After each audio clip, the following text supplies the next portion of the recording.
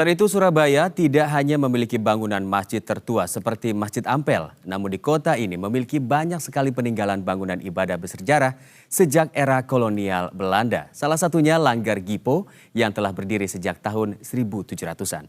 Di musola itu pernah digunakan sebagai asrama haji saat zaman kolonial Belanda hingga pernah digunakan sebagai pusat penggemblengan kekuatan Laskar Jihad dan para santri yang akan berangkat ke medan perang melawan penjajah.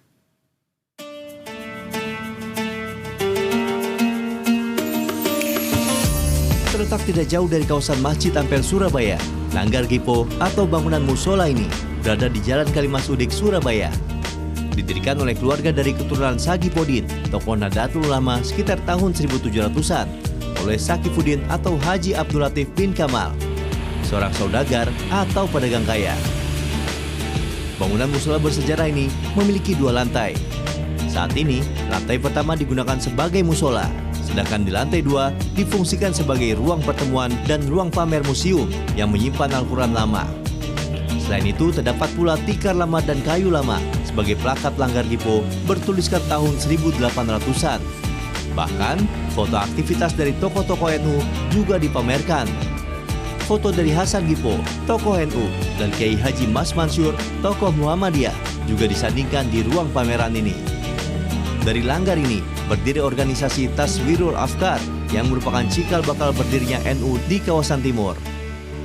Langgar Gipo juga merupakan tempat berkumpul para kiai dan tokoh-tokoh pergerakan Indonesia seperti Kiai Wahab Hasbullah, Kiai Haji Mas Mansur, Hasan Gipo, maupun Hos Cokro-Minoto, serta para kiai yang berada di Jawa Timur. Langgar Gipo ini menyimpan rahasia sejarah tentang asrama haji via laut. Dulu jadi kalau haji itu asrama hajinya di sini, transitnya lewat laut, lewat Petean itu. Itu zaman Belanda ya Pak? Iya, zaman Belanda. Lalu tempat rapat-rapatnya berdirinya Nahdlatul Ulama juga di sini. Juga di situ ada tempat pemandian, tempat jedingan itu tempat penggemblengan Pasir Hizbullah.